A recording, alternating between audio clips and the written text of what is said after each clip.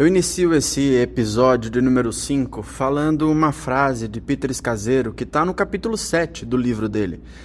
Ele diz que a perda marca o lugar onde ocorre o autoconhecimento e uma poderosa transformação, se tivermos a coragem de participar plenamente do processo. Então eu queria falar com você hoje sobre ampliar a sua alma através do sofrimento e da perda. E eu sei que essa afirmação é contraintuitiva, mas ela é necessária. E você concorda comigo que não é muito comum que a gente fale sobre atravessar sofrimentos e perdas na igreja. O mais comum é a gente bater na madeira, mandar o sofrimento para longe, dizer que 1000 vão cair do seu lado, 10.000 vão cair do outro lado, mas você não vai ser atingido.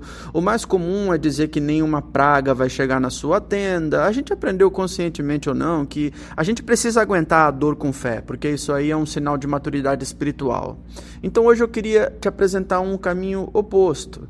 Eu queria convidar você a olhar para a sua dor com mais honestidade, como um bom caminho para a sua construção de uma maturidade espiritual. Jonathan Edwards, ele é considerado um dos maiores pregadores da história americana, e ele pregou um sermão sobre a vida de Jó.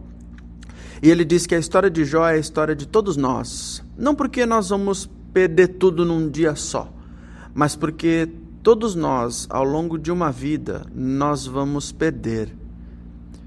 Se a gente estivesse diante de um catálogo de perdas, você concordaria que nós perdemos a juventude. Existe um dia que a gente olha no espelho e a gente percebe que não vai ter cirurgia, não vai ter academia, não vai ter dieta que interrompa o nosso processo de envelhecimento.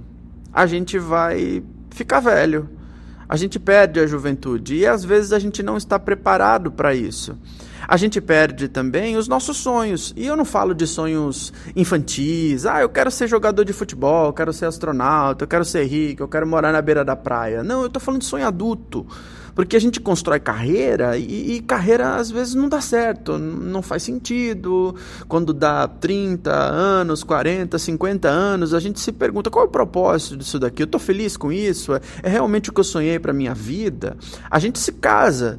Só que a gente se casa e é diferente do que a gente imagina. A gente achou que ia ter um casamento diferente dos nossos pais e a gente viu que não é bem assim que a vida funciona. O filho, a filha que você cria na fé, mas aí ele opta por outro caminho.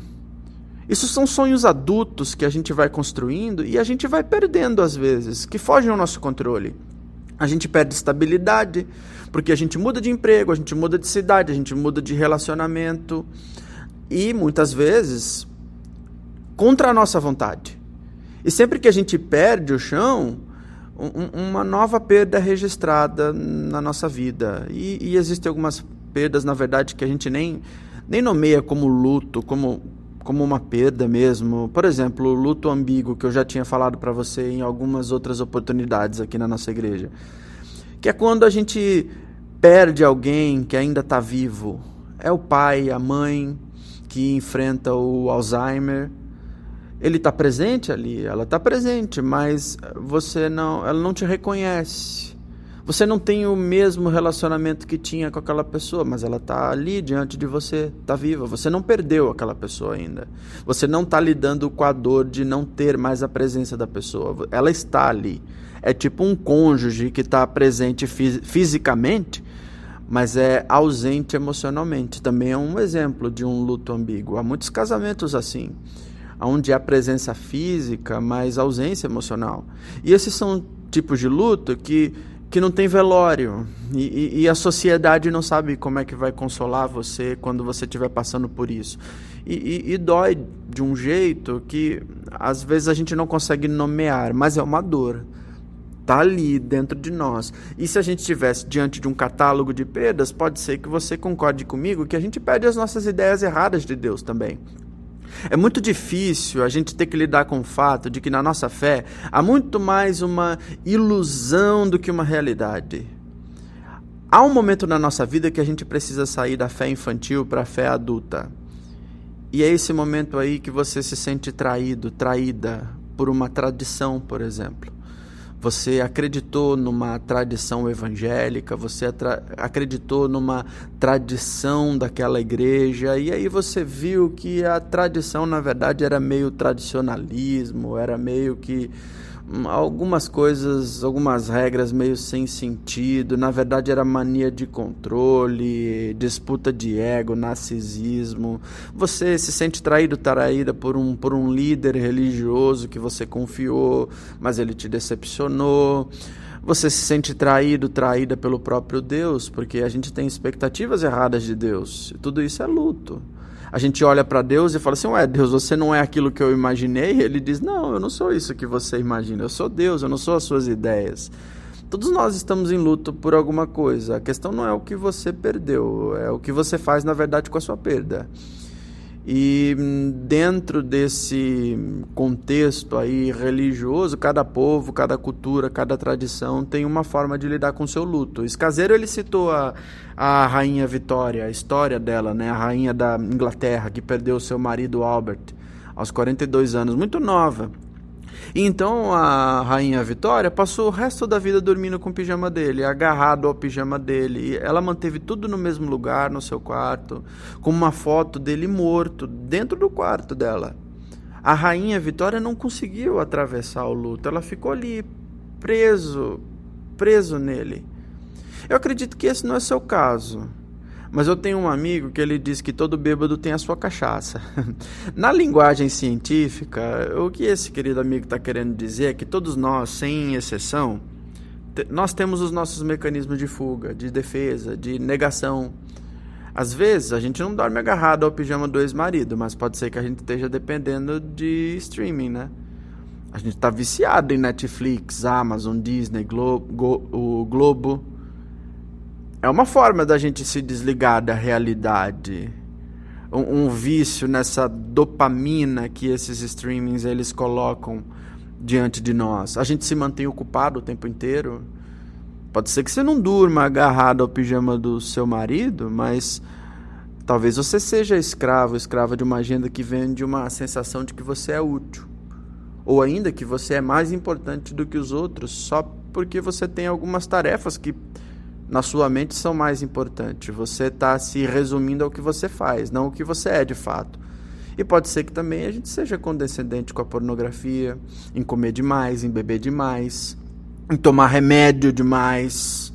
Qualquer coisa que evite o sofrimento. Se você é da cultura evangélica há um tempo, você sabe bem que existe uma pressão invisível do qual a gente tem que transformar o luto em louvor o mais rápido possível. O crente não pode sofrer, basicamente. Um exemplo rápido, assim, só para você ver como é que eu me sinto com essa questão, e acho que como é pesado para nós, o câncer de pâncreas. Ele tem uma taxa de sobrevida de pouco mais de 12% quando ele é descoberto até 5 anos. Agora, se você já está em estágio avançado, o que é a maioria dos casos, cai para 3%, menos de 3%, aliás. Então, de 100 casos com metástase, 97 vão morrer. Destes 100 casos aqui, provavelmente quase todos, né, vão orar, vão pedir a ajuda de Deus, vão declarar cura, porque a gente se diz um país que acredita em Deus, né? A gente é um país cristão, boa parte da nossa população se autodeclara cristã. Se você não orar enquanto estiver no seu câncer de pâncreas, pode ser que alguém próximo de você vai estar orando pela sua cura. Só que 3 vão receber cura. E esses 3 que vão receber a cura, a gente vai dizer assim, milagre, glória a Deus. Então, se curou, era da vontade de Deus. E o que fica dentro de mim, que me incomoda muito é, e os outros 97 que morreram? Também não eram da vontade de Deus? Por que a vontade de Deus, ela poupa a vida de alguns, mas de outras pessoas não? Parece que o crente ele não tem muito tempo de sofrer, de assimilar as coisas, ele não tem tempo de enterrar uma pessoa. Quando as coisas acontecem, ele já está dizendo que Deus tem um propósito, ele declara a vitória, que é tudo da vontade de Deus, que Deus tem um tempo. Uma vez eu ouvi alguém dizendo assim, no velório da mãe, estava enterrando a mãe dizendo assim, não, porque Deus sabe de todas as coisas, foi feita a vontade de Deus. Eu fico assim, isso mexe demais comigo, porque eu não conseguiria dizer diante da perda da minha mãe, a partida da minha mãe, ou sei lá, de qualquer pessoa que eu amo nessa vida, dizer assim, isso é culpa de Deus, é porque Ele queria, Deus com uma agenda na mão, decidindo quem vai e quem fica naquele dia, como se Ele tivesse um espaço na agenda para tirar algumas pessoas de circulação. Eu não consigo lidar bem com esse Deus, mexe demais com a minha cabeça. Eu sei que o livro do Eclesiastes, ele diz uma coisa importante, principalmente o capítulo 3, a gente conhece muito bem dentro da igreja, e eles dizem, o Salomão disse que para tudo há uma ocasião. Tem um tempo para cada propósito debaixo do céu. Tem tempo de nascer e tem tempo de morrer. Tem tempo de plantar e tem tempo de arrancar o que se plantou também. Tem tempo de matar, tem tempo de curar. Tem tempo de derrubar e tem tempo de construir. Tem tempo de chorar e tem tempo de rir. Tem tempo de prantear e tem tempo de dançar.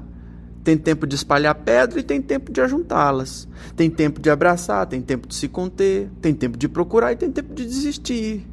Tem tempo de guardar, tem tempo que é hora de lançar fora, tem tempo de rasgar e tem tempo de costurar, tem tempo de se calar e tem tempo de falar, tem tempo de amar, tem tempo de odiar, tem tempo de lutar, tem tempo de viver em paz. Jesus, quando estava junto ao túmulo de Lázaro, isso é um belo exemplo de que a gente não precisa suprimir a dor do luto se a gente não quiser, não. Jesus sabia muito bem que ia ressuscitar o Lázaro. Ele sabia que aquela dor tinha solução, inclusive que ele era a solução. E mesmo diante daquela situação de luto, de sofrimento, ele leva o sofrimento humano a sério, ele chora, ele se compadece, ele sente. Um Deus que é plenamente humano, mas que também é plenamente Deus. Tem o poder da ressurreição com ele, mas também tem a capacidade de chorar e se compadecer por aquela família que ele tanto amava, que ele tanto gostava. Sabe que quando a gente fala a respeito de atravessar luto, sofrimento, perda, quando a gente fala essas palavras, um dos personagens centrais da fé cristã, você conhece muito bem, chama-se Jó. Sofrimento e Jó, quase sempre eles estão na mesma frase, eu recomendo para você ler o livro de Jó, se você ainda não leu. Dizem que é o livro mais antigo das escrituras sagradas, né, os estudiosos. O Peter Scazzero, ele descreveu 5 movimentos nesse capítulo 7 que Jó fez para lidar com o seu sofrimento. Eu escolhi 4 para compartilhar com você. Então, se a gente decidir parar de fugir do sofrimento, nós vamos passar por essas etapas inevitavelmente. Quer ver? Presta atenção. A primeira coisa que eu diria para você é prestar atenção. O Jó, ele não disse assim, eu estou bem, quando as coisas não estavam bem para ele. Ele disse, era melhor nem ter nascido. Capítulo 3, versículo 11 do livro de Jó, ele fala assim, poxa, se era para sofrer tanto, se é para viver essa vida aqui desse jeito, para que me trouxe a vida então? Se é para eu sofrer, por que não me deixa lá na minha não existência? Quantas vezes alguém pergunta para você como você está? E você responde, eu estou bem, graças a Deus. Mas na verdade você não está bem não, você está tudo mal, você está desempregado, você está com problema no seu casamento, você está com problema nos seus relacionamentos, na empresa. Consciente ou inconscientemente, nós aprendemos que nós não podemos estar mal. E por não estar mal, a gente inventou uma linguagem que é espiritual, uma forma de cobrir o que nós estamos sentindo. A gente fala assim, não, eu estou suportando o processo, porque eu sei que eu vou viver a promessa, né? Se a gente tivesse uma tecla SAP, assim, de tradução, seria, eu estou destruído, eu não faço a menor ideia do que eu estou fazendo, o que eu tenho que fazer da minha vida, mas eu estou no processo, eu estou confiando em Deus. Às vezes você está mesmo confiando, é verdade mesmo, tem gente que tem essa maturidade, mas às vezes você está impaciente mesmo, com raiva de Deus. E tem vergonha de admitir que Deus demora, que Deus não fala, que Deus não responde, que as coisas de Deus demoram muito mais do que a gente espera. Jó foi honesto com Deus. Até mesmo assim, né? essa foi uma atitude meio ingrata pela vida, né? Eu não queria nem ter nascido, né? Eu estou parafraseando o que o Jó falou, é claro, né? Os amigos de Jó eram pessoas interessantes, porque eles tinham as respostas teológicas para o sofrimento do Jó. É tipo aquele amigo que quando você está passando por um sofrimento, ele fica lendo versículo bíblico para você. Ele tem algumas orações já meio que prontas para aquilo que você está encarando. Aí no final do livro de Jó, Deus disse assim, olha, Jó fala a verdade, mas os amigos de Jó não falam não. É interessante que mesmo que pareça assim uma ingratidão pela vida, Jó está sendo honesto, mas os amigos dele que estão sendo corretos teologicamente, Deus fala assim, vocês não estão falando a verdade, porque vocês não estão falando com o coração. Então prestar a atenção é isso. É dar a essa dor, dar ao sofrimento o nome real que ela tem. Então, em primeiro lugar, é prestar atenção. E em segundo lugar, é paciência nessa espera que muitas vezes se torna desconcertante. Jó ficou meses, talvez anos, sem resposta de Deus e ainda com uns amigos chatos à volta dele. Essas coisas têm nome na nossa vida. Tem rosto. É casamento que não vai bem, mas a gente finge que está tudo bem. É filho, é filha que está dando trabalho, mas você não quer admitir, você não quer pedir ajuda. É carreira profissional que não traz satisfação. Depressão que não vai embora e você finge que já foi, mas ainda não foi. Você não quer se tratar, você não quer pedir ajuda, você não vai ao psicólogo, ao psiquiatra, fica achando que isso é brincadeira. O instinto humano nessa hora é o quê? Bom, resolve. Vamos tomar qualquer decisão só para a gente não ter que esperar mais. Eu lembro você da história de Abraão, né? Deus prometeu a Abraão um filho. Só que o Abraão já era meio velho. A esposa dele era velha e ainda estéril. Passou 1 ano, passou 2 anos, 3 anos, 11 anos, 12 anos. Abraão disse assim, não, deixa que eu vou dar um jeito. Eu vou dar o meu jeito, assim. Da solução de Abraão, você conhece a história, nasceu um tal de Ismael. Ismael é um problema geopolítico até os dias de hoje. Até hoje Ismael está dando problema. Você conhece alguém que casou, que passou pela experiência da separação, casou novamente, mas não resolveu o seu passado, não se curou, e agora tem o mesmo problema, só que agora tem outro nome. Você conhece gente que troca de parceiro, mas não se resolve e continua um problema. Você conhece gente que troca de igreja, porque a igreja tem, entre aspas, muitos problemas. Aí depois que essa pessoa vai embora, o problema da igreja acaba. Parece que o problema foi embora. Isso é Ismael na vida. A gente vai construindo Ismaéis ao longo da nossa jornada. Isso é tentar dar solução. É não ter paciência para esperar. É dar o jeitinho, né? E a gente, como bom brasileiro, a gente gosta de dar um jeitinho brasileiro para a gente fugir dessa dor necessária que é a espera. Esperar dói. Faz parte do processo e muitas vezes é desconcertante. Por isso que a gente precisa ter paciência nessa espera que às vezes é desconcertante. E em terceiro lugar, eu diria para aceitar o dom dos limites. Parece meio óbvio, mas nós não controlamos nada do que realmente importa. Você não controla se seu filho ou sua filha vai dar certo na vida. Aliás, o que seria dar certo na vida?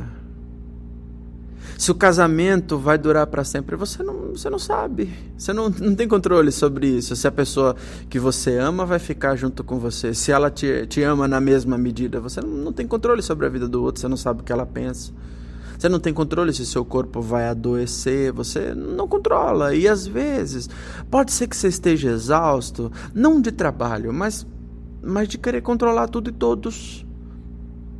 Por querer controlar o mundo nas suas próprias mãos, o tempo inteiro, tudo em volta de você. Pode ser que você esteja exausta, porque você fica assim, tentando ser o ponto de equilíbrio do mundo. Você quer carregar a família, o trabalho, a empresa, os filhos, os netos, todo mundo. Você convive com aquela sensação de que se eu parar, tudo à minha volta vai desmoronar. Tudo depende de mim, né? Pois é. Essa história do Jó, ela ensina que não. A única coisa que Jó não perdeu foi a vida. Do resto, ele perdeu tudo. Tudo. E sabe o que é interessante? Ele sobreviveu. Se eu parar, tudo desmorona. Não, talvez não. Talvez todo mundo sobreviva muito bem. Inclusive, às vezes, pode ser que sobreviva melhor do que você. Do que com a sua presença. Quando Jó percebeu que não tinha mais nada para controlar na vida dele, é aí então que ele começou a ouvir a voz de Deus. Ele começou a enxergar Deus.